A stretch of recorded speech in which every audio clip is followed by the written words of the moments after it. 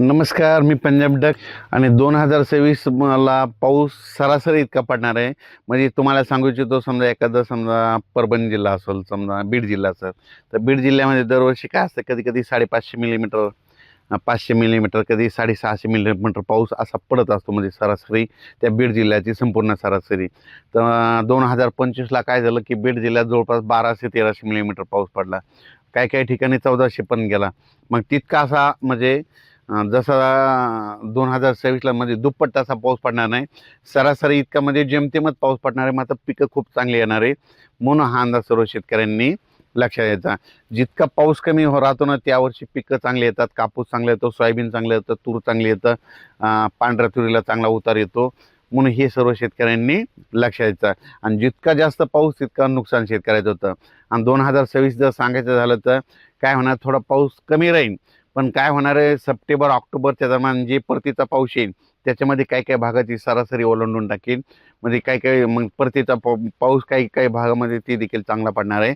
म्हणून हे देखील सर्व शेतकऱ्यांनी लक्षात घ्यायचं. आणि बऱ्याच मला शेतकऱ्याचे फोन आले की यावर्षी आंब्याला खूप मोहर आलाय.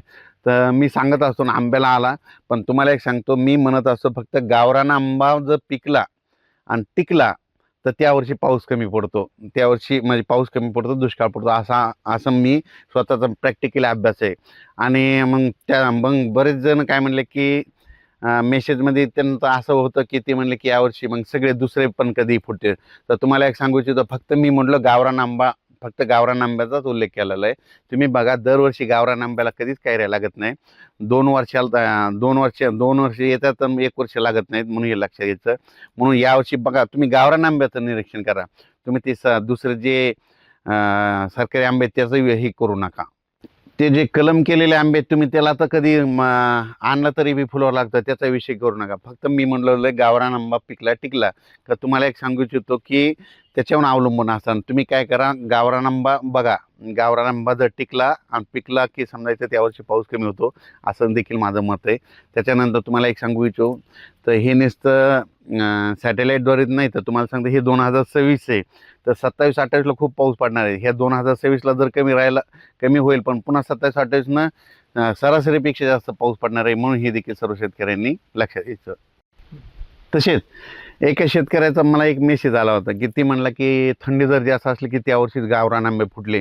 तर मी त्यांना लगेच ते एक मेसेजमध्ये सांगितलं होतं, फोन करून सांगितलं होतं, ज्या वर्षी म्हणजे थंडी खूप झाली, म्हणजे म्हणजे आपल्या उत्तरेकडे म्हणजे दिल्लीकडं, काश्मीरकडं खूप बर्फवारी झाली, त्यावर्षी थंडी झाल्यामुळे त्यावर्षीच फक्त गावरान आंबा मला फुलवारा लागला होता.